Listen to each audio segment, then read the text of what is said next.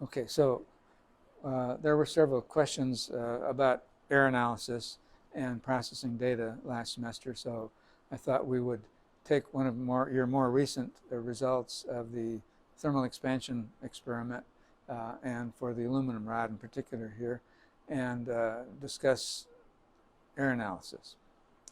So here are the results for a very well done experiment, actually.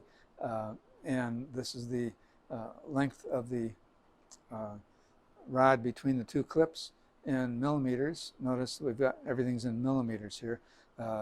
So make sure you convert your centimeters to millimeters or vice versa when doing these calculations. So this is the length, and you see the air there, and the length, which is measured by the meter stick, is very, very small. Not quite negligible, but small. And we have also the initial length and the final length is measured on the dial indicator to the nearest thousandth of a millimeter. That's what the estimate is here.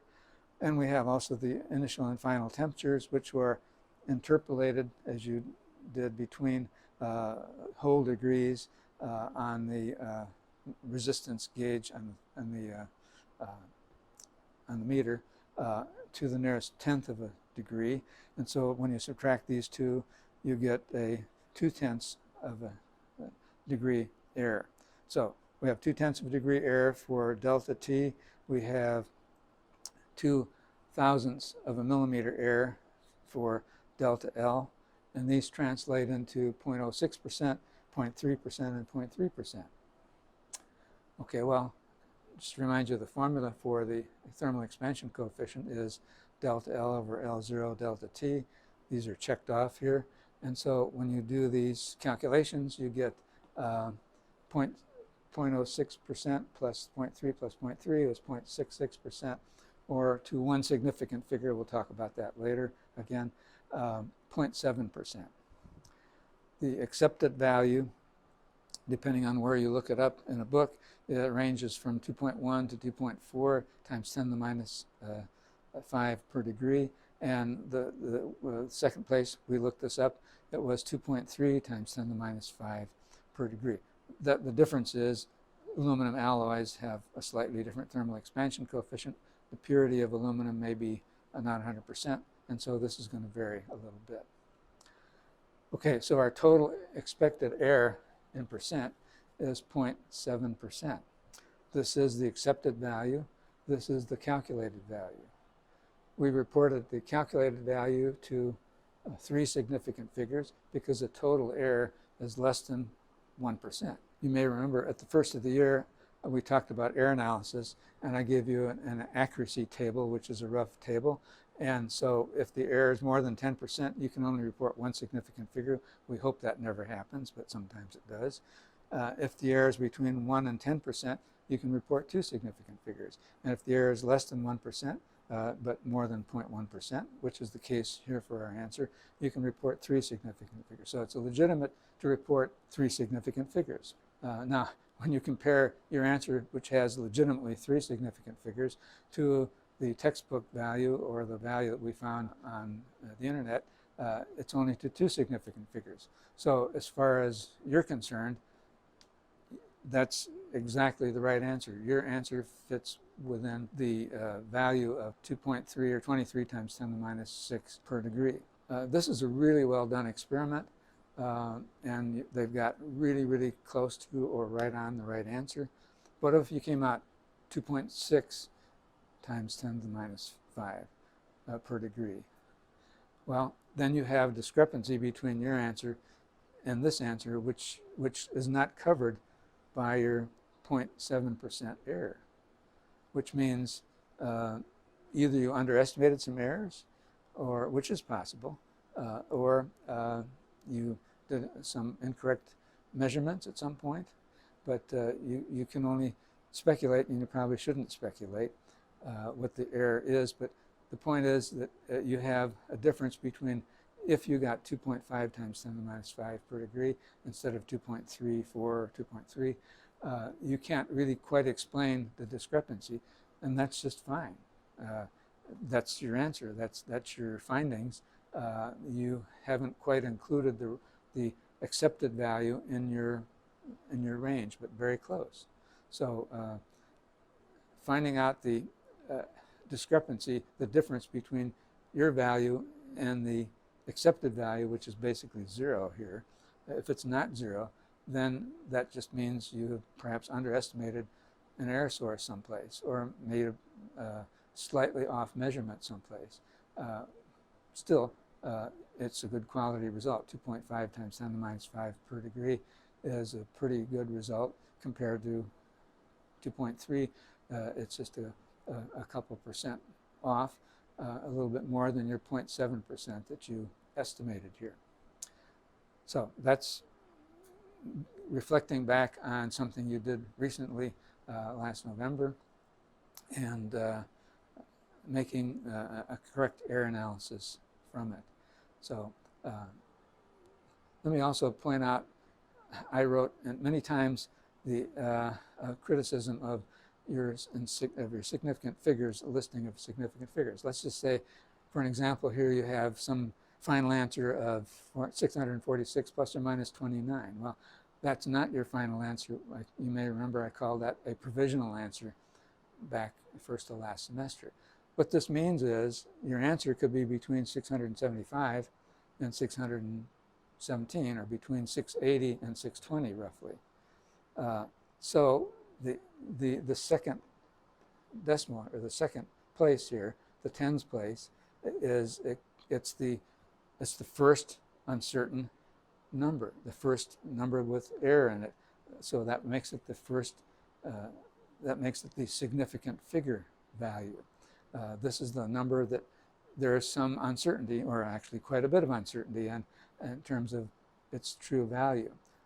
The 5 and the 7 are irrelevant because they're a factor of 10 below, obviously, in our decimal system, the number in the tens place. So that's why we write errors to one significant figure and not two significant figures. And to represent this properly to one significant figure, you could put a bar over the, write this, then to make this 30, that is, this has only one significant figure, and therefore the last significant figure is in the tens place in this answer. And the best way to really write this without any question at all as to what have you got and what's the error is to write it in this fashion using scientific notation: 6.5 plus or minus 0.3, only one significant figure, times 100, times 10 to the 10 squared.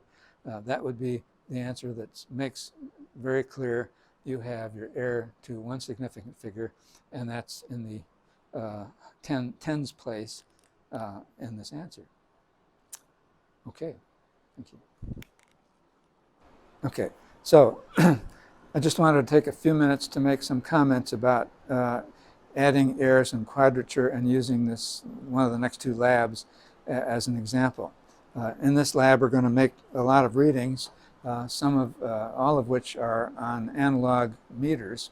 So you have to kind of estimate how accurately you can read anything. Let me just draw a picture of the two power supplies that we have. This is the V sub D power supply. This is what's called the V sub 2 power supply, the two accelerating voltages to accelerate the electrons, and these are the voltages to deflect the electrons. And these both have meters and a bunch of knobs. Okay, well, over here, these two meters measure amperage, milliamps, and volts. And so we don't care about the amperage, but we do have two accelerating voltages, and so there's a switch over here that toggles either one way or the other to turn on either this meter and voltage V sub B and V sub C. These are the two voltages that make up V sub 2. You can either read the first accelerating voltage or the second accelerating voltage. And by flipping the switch one way, it reads, this meter reads this voltage.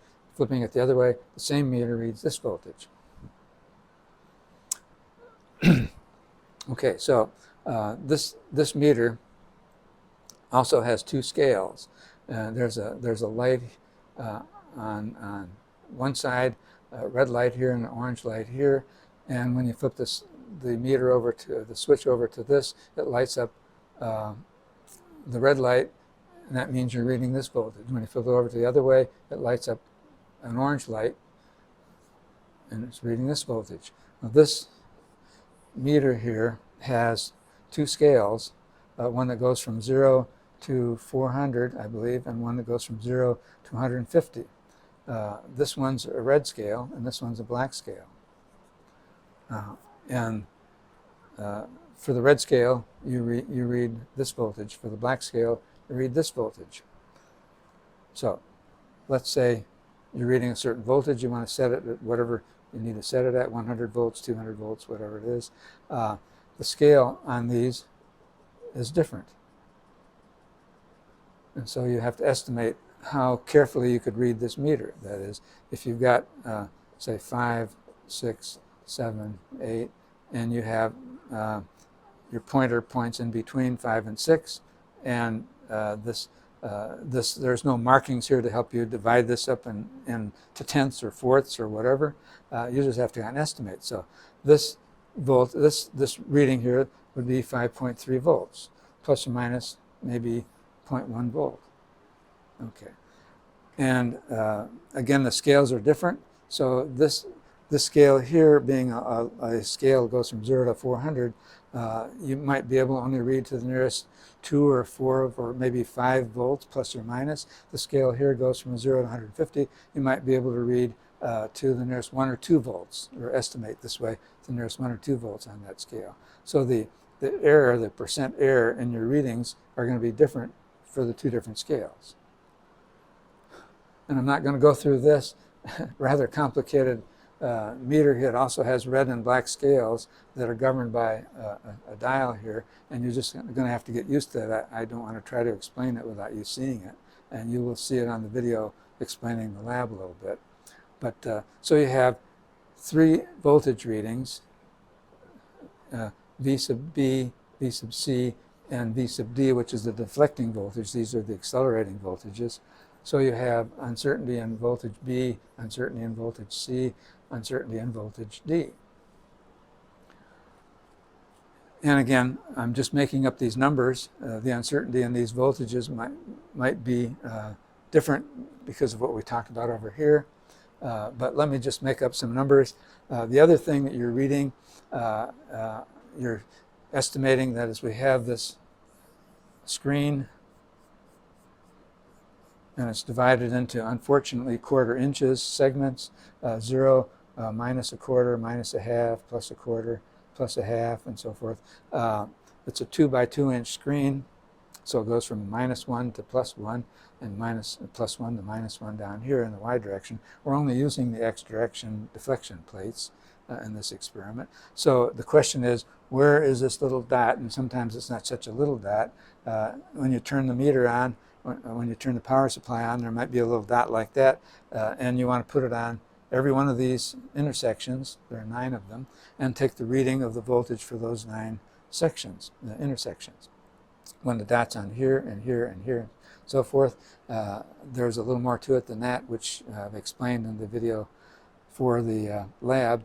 But so somehow we come up with the uncertainty in the screen location. That is, how do you know that the dot's exactly on that vertical line?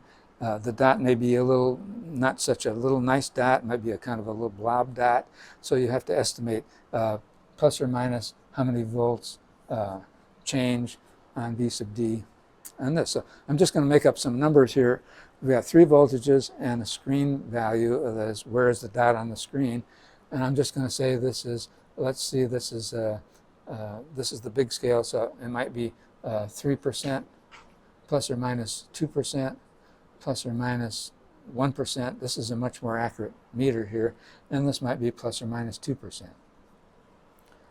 Okay, so you have to estimate what are the percent error in reading typical values on the screen and typical values for V sub B, V sub C, and V sub D.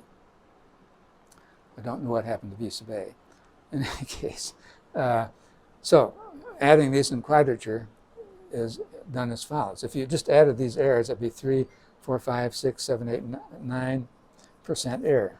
I think that's a big overestimate because these are all errors of different meter readings and different things entirely from the screen. So the percent error in quadrature is equal to the sum of the squares of these numbers. Okay, so if you add them, just like adding percent errors for numbers that are multiplied and divided, which we learned all about last semester, if you add them in quadrature, which we did talk about and you could have used last semester, but it's important to use it here. So this is the square root of 9 plus 4 plus 4 plus 1 plus 4. So this is the square root of 18, which is, well, roughly 4 or 5. The square root of 18, I'm not sure, it's about 4.5, so let's just call it 4 for sake of argument. So if you add these errors in quadrature, because they're independent errors, they add to a total of only 4 or 5% instead of 9%. So that makes your estimated error actually more reasonable. I think I talked a little bit about this at the beginning of the semester, last semester, if you want to look at more details. But when you have random errors, and they're independent of each other, all these errors are independent of each other, then you can add the errors in quadrature. And that's what I did here.